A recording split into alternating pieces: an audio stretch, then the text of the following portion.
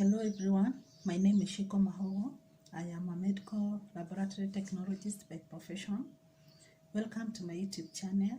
Kindly remember to subscribe, like and share this video and also put on the notification bell. In today's video, I'm going to share with you the samples we normally use in the laboratory department. Maybe we start by asking ourselves, what is a sample?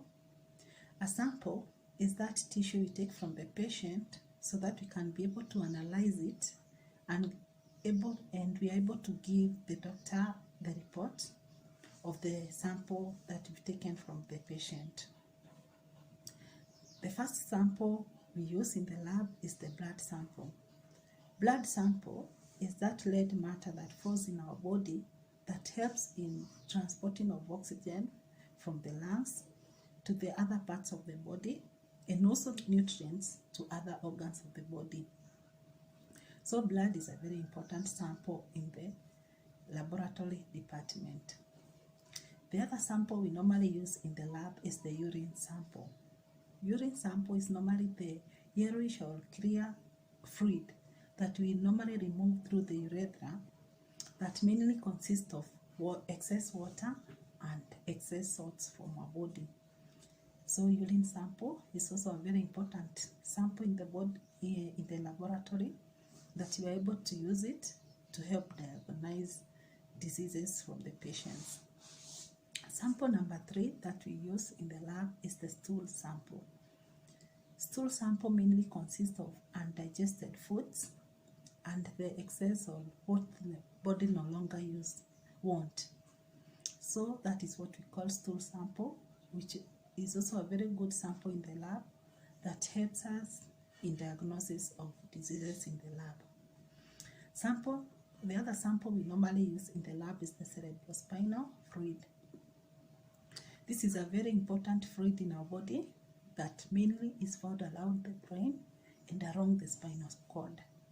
This fluid acts as shock absorbers that protect the brain and the spinal cord from any damage. So it is also a very good sample in the lab that helps in diagnosis of diseases. The other sample we normally use is the sputum. Sputum is normally the sample that when you have common cold, that you have a cough, that substance you cough in your throat is normally what we call the sputum. And sputum is also a very important sample in the laboratory.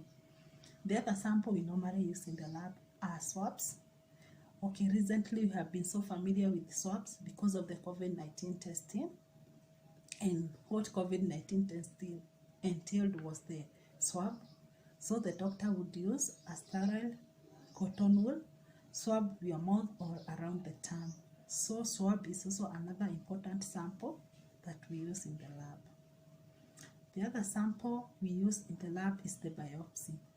Normally, biopsy is not taken in the lab, it's taken from the theater, whereby maybe a patient has a certain growth in or her body, and the doctor wants to know what kind of growth is in that patient. So normally the surgeon or the doctor, they will go in the theater, take a small tissue from that growth that is growing in that patient's body, and that sample is normally brought in the lab.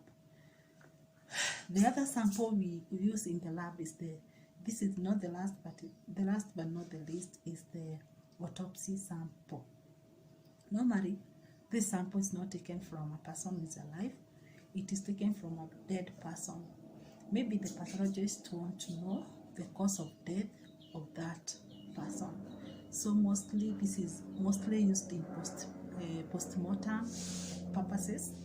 So that sample is also brought in the lab and we are able to analyze it and give the report of maybe the cause of death of that patient.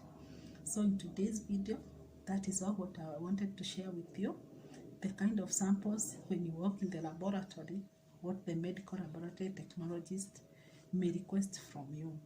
So continue supporting this channel so that we can continue educating ourselves or what the importance of laboratory department in the hospital. So thank you so much. Kwaheri.